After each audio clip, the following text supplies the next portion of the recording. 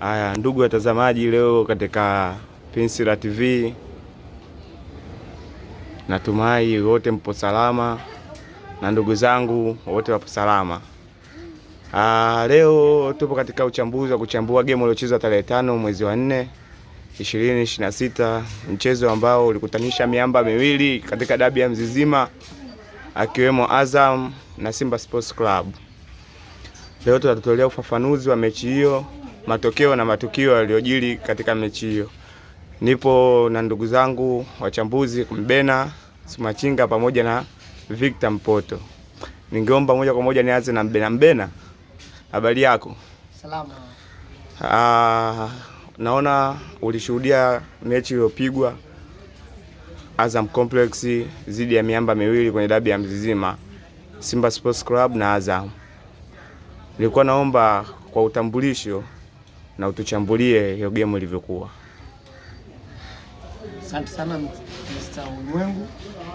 Mechi ya juzi tarehe 5 Simba na Azam, ile mechi uliingia wote kwa kukamiana sana. Tukakosa mpira mzuri, enjoy game sababu walikuwa wanafikiana sana miguuni wachezaji. Game tutegemea itakuwa tutafurahi kwa pasi zitapigwa nyingi, mwisho wa siku watu walikuwa wanavunja sana kuni katikati pale idara ya kiungo. Yaani mtu akipata mpira ana huru wa kutembea na mpira, kashafikiwa na watu wawili watatu, rafu zinachezwa nyingi, refa akashindwa ku maintain mchezo, anachezesha ovyo chini ya kiwango. Kwa hiyo tumekosa mpira mzuri. Safi Mbena, kwa kuchambulia game hiyo kwa ufupi. Pia narudi kwako kabla ya kwenda kwa Victor Mpoto na Sumachinga. Kwenye ule mchezo kulikuwa na matokeo na matukio. Matokeo tumeyaona na matukio tumeyaona. Kwa ukubwa wa tukio uliona wewe na matokeo yaliyojiri pale, unaweza kuelezea vipi kuhusu ule mchezo? Kuhusu ule mchezo ni refa kauharibu 90%. Refa kashindwa kuchezesha ule mchezo. Kuna maamuzi wanafanya anakuwa nje sheria 17 za soka.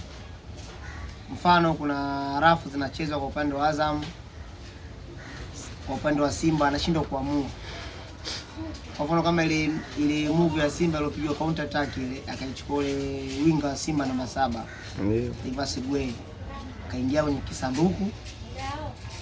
Wanasema mtu akiwa na mpira kwenye kisanduku hataki kugasiwa kabisa. Kugasiwa kabisa. Yule kagasiwa kanyuma position ya kufunga. Na maana ni penalty. Clear penalty. Hata mchezo wa nyuma Simba na Coast, na ile refa alizungua, ilikuwa Coast ilipata penalty, clear penalty, mtu alisukuma. Marefa sio wanawazaga nini? Sio ina shida gani? Sio walipo hela kwa wakati, sio nalipa posho, wanavunja sheria wenyewe. Ilikuwa penalty kwa Simba, ilikuwa penalty kabisa ya wazi. Ndugu mtazamaji, tumeweza kumuona Mbena kwa kifupi alivyoelezea. Sana sana amebezi kwenye tukio la penalty. Si ndio hivyo mchambuzi Mbena? Na kanipichi refa kayumba sana, kaushindwa mchezo.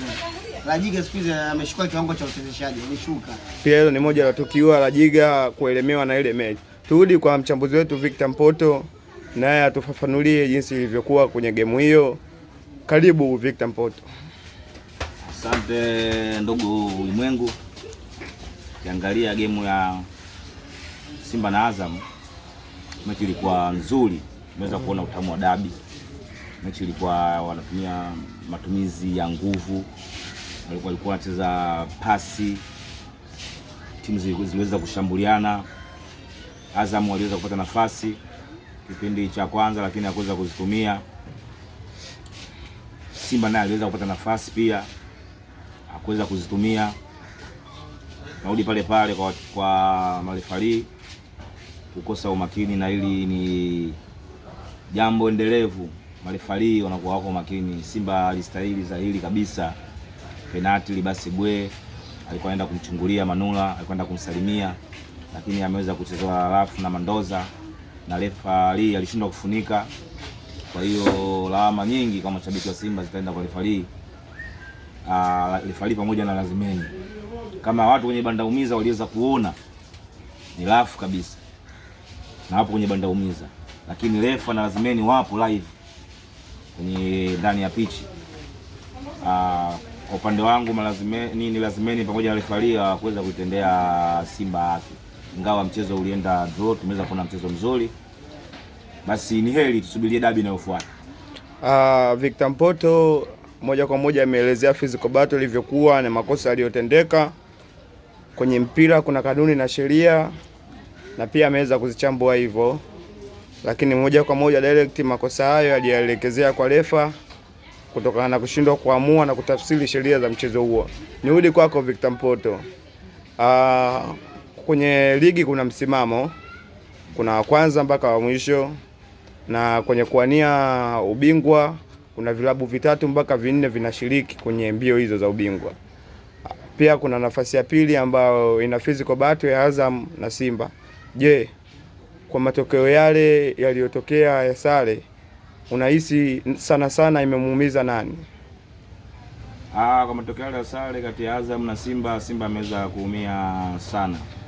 Sababu mechi ya Simba na Azam, Simba ilibidi apate ushindi ili aweze kumkaribia mpinzani wake walau hata kwa pointi moja, lakini ameweza kudondosha pointi kadhaa. Kwa hiyo mpaka sasa hivi anadaiwa na mpinzani pointi 2, na akifanya masiala Simba basi anaweza akakosa ubingwa kwa mara nyingine, akamfaidisha Yanga Sports Club ambayo wanasema anachechemea, lakini ukiangalia uhalisia Yanga bado yuko vizuri.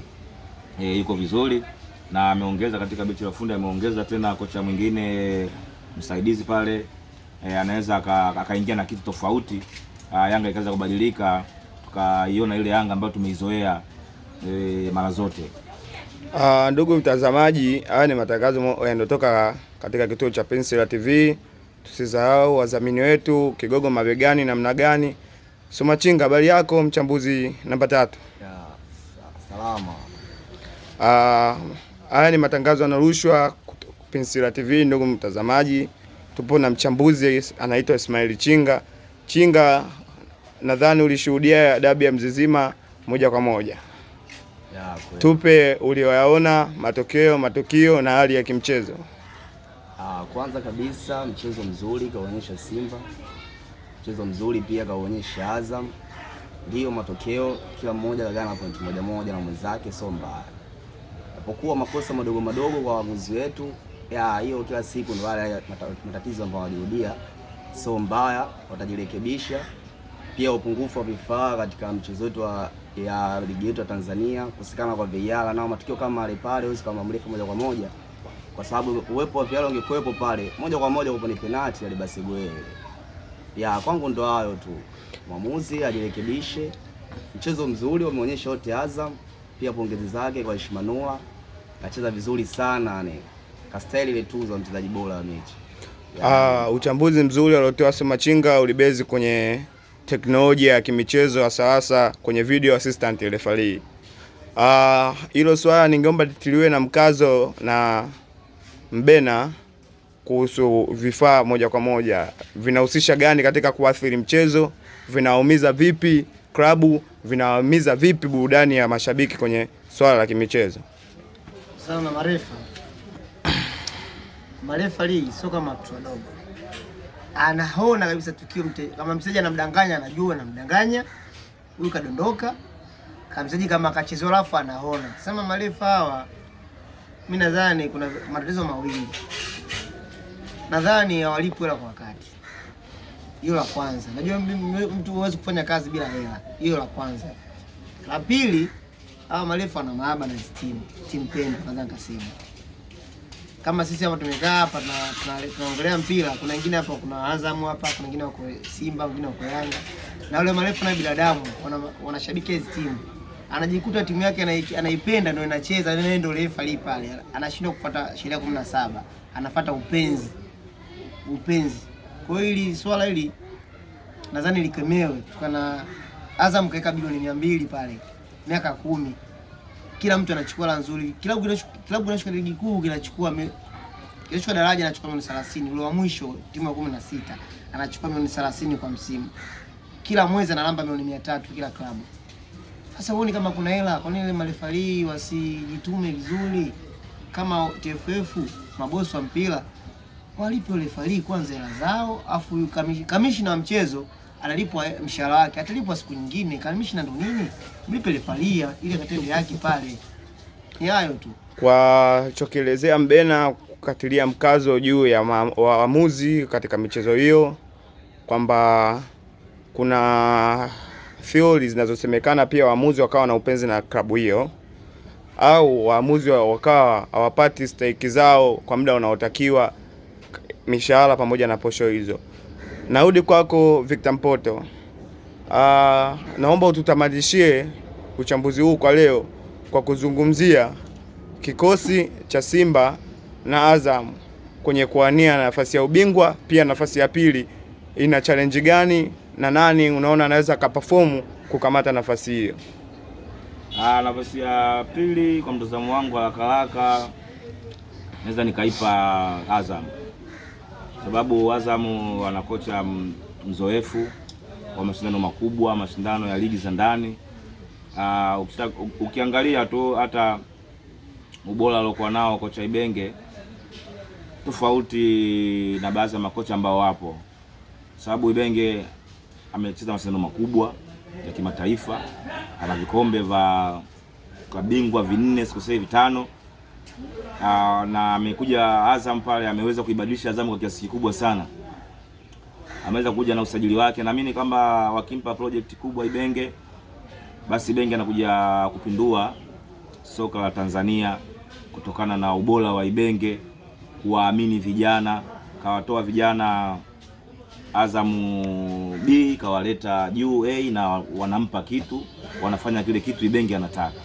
Kwa hiyo naamini wachezaji ambao wanachipukia pale Azam watakapochanganyika na wale wazoefu kina Edinado, kina Kaminko, kina Faisali, na wale wadogo wakipewa sapoti na wale wakubwa senior, basi naamini Azam anaweza kwenda kashika nafasi ya pili. Kwa chokelezea mchambuzi wetu Victor Mpoto, kinahusisha moja kwa moja the price of coach. Kwanza Ibenge ni kocha mwenye rekodi, ni kocha mkubwa ambaye anaweza kufanya chochote. Haya ni matangazo moja kwa moja kutoka PCR TV. Mimi ni mchambuzi wako Omari Ulimwengu. Naomba nikutamatishie uchambuzi huu kwa leo. Asante na kwaheri.